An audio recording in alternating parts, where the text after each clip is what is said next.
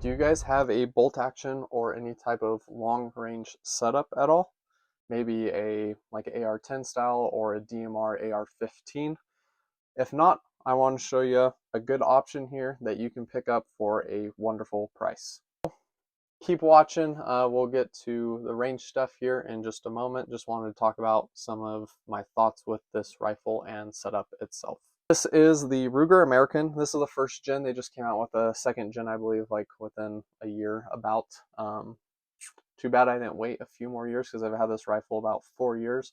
Usually sell them for about $100, $150 more, depending on the exact model compared to Gen 1s. And I don't know, maybe Gen 1s are starting to phase out and not make anymore, probably as well. But this is the Gen 1. It is chambered in a 6.5 Creedmoor here. Most of the ammo I shoot out of this stuff is the S&B. I'm saying that because I don't know how to pronounce the name, but this brand of ammo. Shooting mostly the 140 grain. It's pretty cost-effective budget training ammo, and this gun was a good budget option. I don't remember off the head, so this is how much it was at the time, and that's the year I picked it up. I did do my own spray paint job on it. Like it or love it, whatever you believe. I love it. Breaks up the pattern a little bit. Just did the scope all at the same time. I did do a slight modification. I don't know if it's helped really with the gun. I did put a brake on it. I can shoot it suppressed if I want to throw the suppressor on there. I did put some epoxy in here and like little fish weights to help with the weight of this, to help with the recoil. Was reading on Reddit at the time. Maybe it was a bad idea. Looking back on it, hasn't really changed much for me, but people were saying the free float nature of the action and stuff like that, it was a little bit better to stiffen up this stock in here. And there are plenty of options to go buy other stocks for it. But it definitely did get rid of some of that flex for me as I was shooting. I can tell a difference of that putting the epoxy in there. So maybe add another pound or two to the rifle. I don't know. Probably not much. So the optic on here is a Vortex Crossfire. Goes to 18 power on the max, and it is 6 power at the lowest. One thing I would recommend if you're going forward painting rifles is to tape off some more of your markings, because I need to scratch those off and get some paint remover on there. Overall, this gun does what it is supposed to do. It works. Gotten hits at 300, I think about 330 yards was the last trip. We were able to hit a steel gong, add a little bit of a pitch of elevation, nothing crazy. Learning from this rifle, moving forward, this is a great budget option because I believe this gun, all said and done, is below $600. Maybe take the bipod off. The mount or the muzzle brake is from eBay. It was like $32. What else do we got on here? We got a bubble level. I think this was a cheap Amazon one, but it's worked. It true to the gun. I had Al's is where I bought this from. They mounted the scope for me and the bubble level, so that was all done correctly. But the optic I feel like is the weak point of this gun. It is 16 power. I wish I had something a little bit closer to that 24 or 25, like a 5 to 25 on the high end. However, with it being a budget option, it does what it needs to. It lacks a little bit in the crosshairs. It just has a very simple drop BDC on it. And I have here in Monstrum Tactical, another Amazon budget option, their lens caps. We have my markings just so I remember as a reference. So your windage is 2 MOA increments, 2, 4, 6, 8. And then your elevation drops are 1.5, 4.5, 7.5, and 11 MOA in there. Another downside of this setup is that it is a second focal plane scope. So I think that's a little bit of a downside because when I zoom in, everything is very thick on that reticle compared to something like even the other option I have over here is the Vector Continental 2-12. If you haven't watched that, I think honestly putting a 2-12 on here would probably give me a lot more data and give me a little bit more accuracy than I would have on just this setup. So if you want to watch that video, check out the Vector Continental 2-12 up there and click on that one. So 16 power again, second focal plane, thick reticle, doesn't move at all, and my holds are only true at said 16 power. So moving forward, I would like to put a different scope on here with a little bit more magnification, being in the first focal plane range. But for being a sub $600 setup, this does its job and it works. So if you're looking to save money, I would recommend this type of setup. If you can spend a little bit more money on the glass, get into that. Even if it's like a 3 to 18 type of power, first focal plane scope would be my recommendation there. And to save money, you can still find these probably used. Maybe they're selling them new. I would have to double check and we'll look up. But if they're selling these new still at the store, I'm sure these are a little bit cheaper than the second gen. What you get with the second gen is a fluted barrel. I don't believe it has a bolt. The one downside of the Ruger American itself is they're kind of known for being pretty good on the barrel and accuracy. The weakness is when it comes to the action and loading it. I have the larger caliber and the longer barrel. I believe this is the Predator line. I would have to double check. And it has just 4-round little magazines, almost like a Ruger type of circular, but it is just vertical. It has a 4-round Ruger itself magazine. That is the weakness of this rifle. It does not like to feed, and the video you're about to watch or watching, you'll see that, and it has a known as like a little zipper sound. So I forgot what I did it with, but there are some like machine marks on there to get that down. I want to say I used very, very high grit sandpaper to help with that. But the bolt is still, obviously there's some wiggle to it. Has tri-lugs, and it was like that before. So it's not like I sanded too much off of it.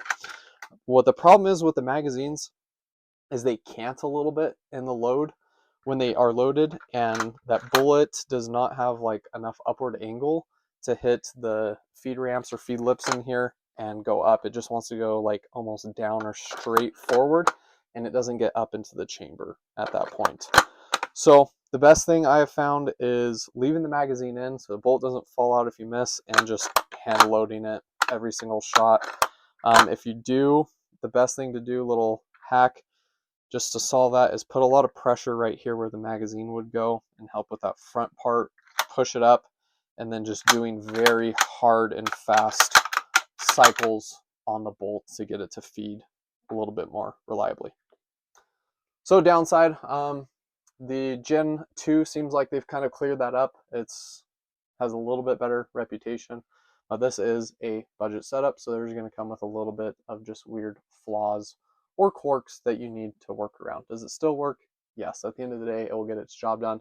Maybe not as smooth and as fast as a little higher end option. Let's talk about groupings on this rifle. So it is zeroed at 100 yards. I don't know why this group sucked. We were shooting and we were losing daylight very fast in that video. We did shoot this 1 second closer to sunlight. My spotting scope just isn't the best either. It's a budget option, and here's our groupings.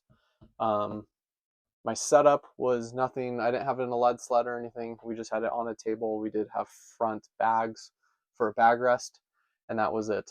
So the grouping for the Ruger American was the red mark. So we got 1, 2, 3, 4, 5. And again, like another video I made, I sadly did not do my homework before. I did not build the ballistic chart at home or anything like that. I went out there, pulled up the Hornady ballistics app for BC calculations, and it did not work because it needed an update. So small things to learn from. So we were just kind of going out there blind, shooting stuff and learning from what we saw. And it was a lot harder to measure those when you're working with increments of like 2, 3 MOA between your hash marks and not having a drop style like Christmas tree reticle. So moving forward, that is something I would recommend, is a Christmas tree type of style reticle. For me, that's what I like, getting a little bit more feedback from your misses or even your hits for your holds. But for a sub, we'll just call it sub $1,000 setup, we had some good A-zone hits here. One pulled a little bit high. It was kind of an interesting, as we progressed, this was a cold barrel, and then I remember shooting this group, it just went down, down, down. So interesting thing there about that barrel, but we were all getting A-zone hits. And then I forget about that one. Don't know what happened. Don't know which one it came into. But that is the Ruger American. It is going to work. Sub $1,000 setup on the rifle itself. Pretty close, even just above that $500 setup for the gun and the optic itself. At the time, this was a few years ago before prices went crazy. So we'll look up everything that is on there currently and see what the 2025 price is for it and see if we're still sub $1,000. But with a lot more practice, with a lot more time on this rifle and the setup, I would feel a lot more comfortable if I had also that ballistic app to work off of and improve my accuracy. So that's the Ruger American. That is my rifle. It wasn't perfect, of course. That's what I shot, but the magazine feeds. Oh, we already got one in there. Chamber's empty. No, just took a little bit of force. Okay. All right, let's get down on the target. Shout out cameraman Isaac, thank you. Need to set our parallax here. This is one of those weird, cheaper scopes that has the parallax out on the end. And very minimal feedback here on the scope. This is a MOA scope. We're at 1.5 MOA and then 4.5, 7.5, and 11 on our drop on our hairs.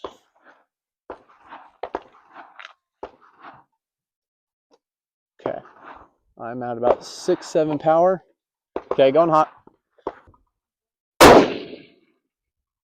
I didn't get any report on that one. Did you see it? It looked low and to the left. Okay. But I'm not. Yeah, I'll hold 4 MOA on this one.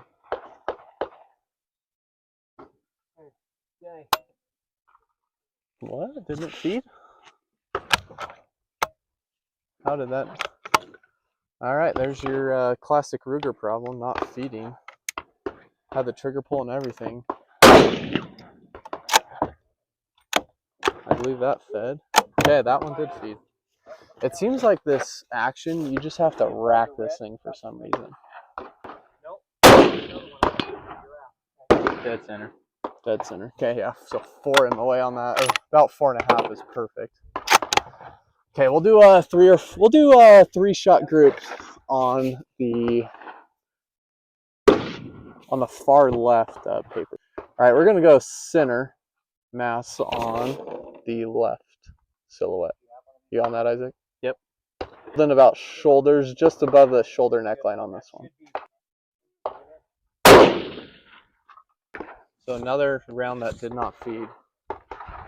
For some reason, like the magazine like cants down, and I'm putting pressure slightly with my hands to get that magazine up. Looks good. Dead center. Dead center. Okay, so I was holding about head box on that one, so.